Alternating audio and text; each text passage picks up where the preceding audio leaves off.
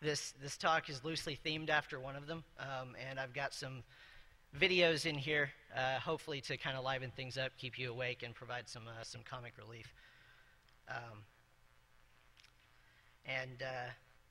If you don't already know which movie this is themed after, you're probably going to find the video clips a lot less amusing than I have.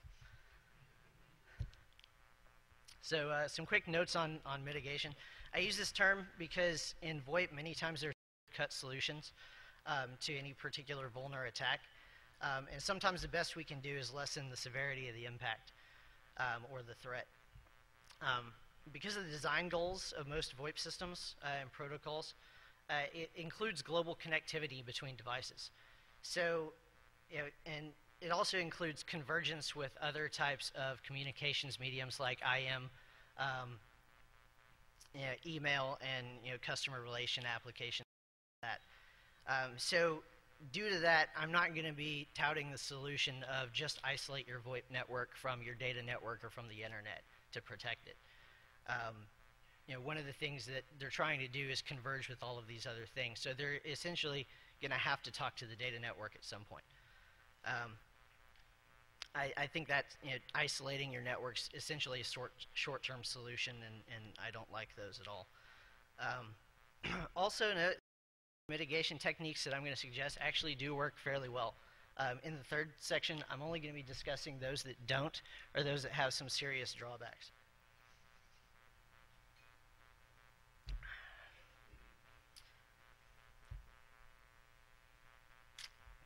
All right, so here's the part where I attempt to cover my ass and say that all of these clips are copyright Warner Brothers, at least all the video clips.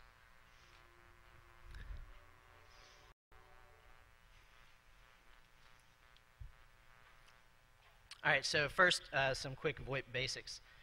Some basic terminology. Obviously, VoIP is Voice over Internet Protocol. A call is basically the session aggregate of signaling and media. An endpoint is where a call terminates. Soft phone is usually a VoIP phone implemented entirely in software. And a hard phone is a VoIP phone with a physical presence, like that would be sitting at your office. Key thing to remember is in VoIP, there's usually separate channels for your signaling and your media. So this is kind of a design convention that has been adopted from traditional telephony systems. Because back in the day, blue boxes, red boxes, things like that, basically sent the signaling over the media channel, and the remote devices would pick up on this signal. That was due to the combined channel being both signaling and media. So that's kind of the way things have gone in VoIP as well. But there are some protocols like inter-asterisk exchange that kind of combines the two into a single channel.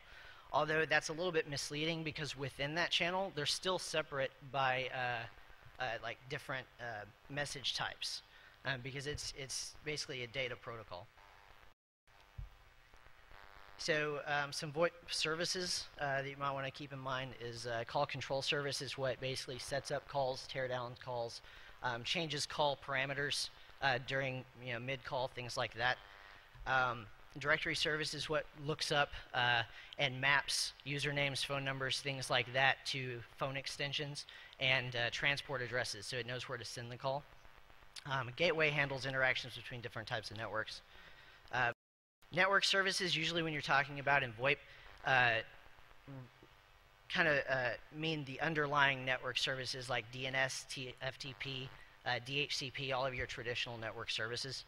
And session border controllers are kind of a specialized gateway, but they're intended to be handling traffic that crosses a trust boundary of some kind. These are the kinds of devices you would put at the edge of your network to connect to the internet or to route calls out going to other entities.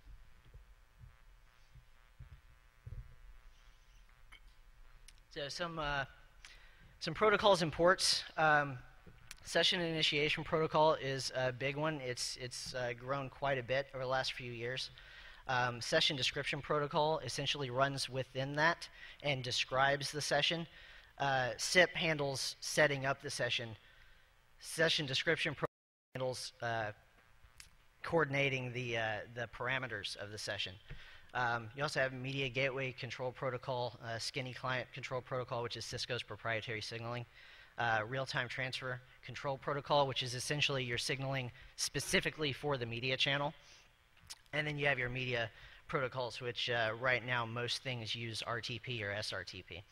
And then, like I mentioned earlier, you've got hybrid protocols. One that wasn't on that slide because it won't fit with everything else is H323. It's basically a protocol suite. It's got a lot of different signaling protocols in it, and it also uses RTP for the media. Some audio codecs. You don't need to know all of these. Basically what you need to take away from this slide is there's a lot of them, and different devices support different codecs. Which one to use for the media channel is usually negotiated between devices in like the session protocol that I mentioned earlier. Finally, for the VoIP basics part, some architectures. You have an architecture which is referred to as intelligent endpoint. That basically means that all of the, or most of the logic is in the user agent device, the endpoint device. It knows how to forward calls, it knows what to do when it receives a call, all of that kind of stuff. It has its own dial plan. Some examples, H323 and SIP. You also have a device control architecture, which basically means the phone is dumb. It doesn't do anything unless the call server tells it to. If you pick up the phone and you press the number 2, it tells the call server that you press the number 2, and the call server then tells the phone, okay, play the DTMF for number 2. It doesn't even play the DTMF for you unless the call server tells it to. You've also got some peer-to-peer architectures. Right now there's not a whole lot of real true peer-to-peer VoIP architectures, but there's a couple being worked on. And then again, you've got hybrid mixed of all of the above. All right, so without further ado, I'll go on to the attacks. First, I'm going to talk about attacks against availability or denial of service attacks. And I think I have to turn some volume up. Hold on.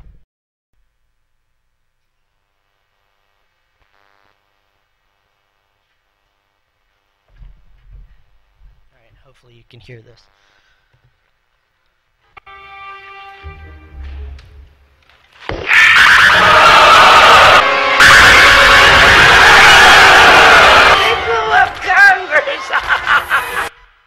Okay, maybe I got it a little too loud, but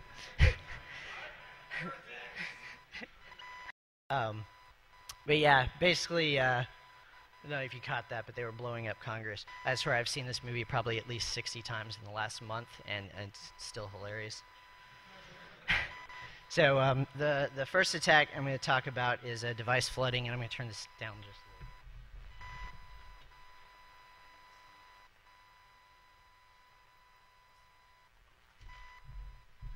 Okay, let's try this.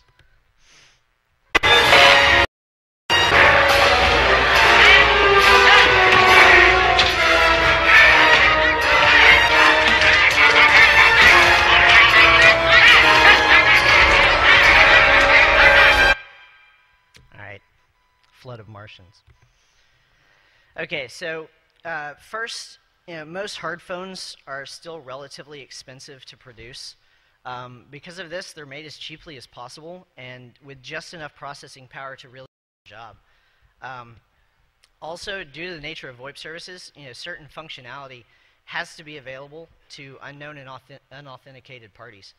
To perform a flood attack against a VoIP system, two general methods are available. You can either flood the device with VoIP protocol messages like SIP invite, SIP options, register.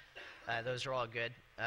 Also, if you can identify the open RTP ports, you can start flooding the media channel with RTP packets. That's run over UDP, so it's completely essentially stateless there. Or you can flood the device with network packets like your traditional SYN floods, things like that. The effect of flood attacks usually results in degraded call quality or jittery or choppy audio. Or the device will crash or otherwise respond poorly. Keep in mind that excuse me. Keep in mind that because VoIP is essentially a suite of media applications running over a data network, most attacks against the data network are also applicable.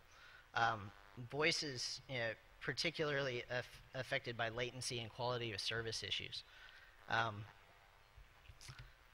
So, my manager at Tipping Point recently wrote a book on hacking VoIP, and they created a bunch of tools. So luckily, I didn't have to recreate too many of these for this talk.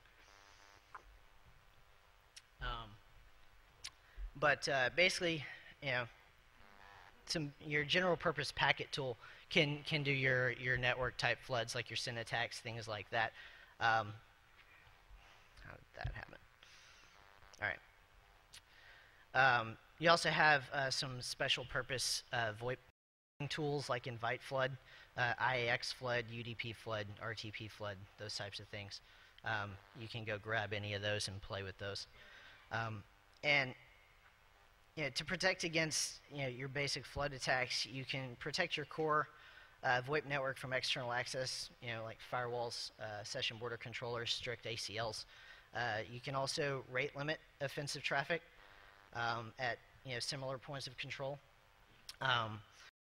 I know I said at the beginning that I wouldn't use the so isolate your network solution, but in this case I'm referring to the network layer, not necessarily the VoIP services themselves. All right, so next I'm going to talk about fuzzing. I'm not going to talk too much about this because it's been talked about a lot over the past 2.5, 3 years at various conferences. Basically, like I said earlier, VoIP is in its relative infancy. Protocol stacks are simply poorly implemented, and they're fairly immature. While core devices and servers tend to be a little more resilient to this type of thing, many of them use the same protocol stacks as the endpoint if they're from the same vendor. And if it's going to affect the endpoint device, it'll probably affect the server as well. So basically, you fuzz the devices and you find the bugs, and that's just fuzzing. So some tools, some specifically SIP fuzzing tools is the Protoss suite. It'll fuzz SIP. There's also one for HTTP and SNMP, which are frequently used within VoIP architectures. There's an RTP-specific one called Ohrworm. There's a fuzzy packet, which is a RTP fuzzer, which has a built-in ARP poisoner. So if you're doing any of those types of layer 2 attacks, that is built in. And then there's just a ton of other tools. There's this wiki here, which will probably be touched on in the fuzzing talk here at Toorcon also. And there's a few ways to help mitigate against fuzzing. First, you can use open source soft phones and hard phone firmware, because at least then you can look at it yourself. You can see if it's got issues. If you find the issues, you can hopefully report them to the maintainers and have them fixed relatively quickly. If you use a specific vendor, you can demand resilient devices from them. I don't know how well that will work, but you can try. You can also ask them about their QA processes. Maybe if they're getting asked more frequently, they'll realize it's in their best interest as a business to start building these types of things with more resilient stacks.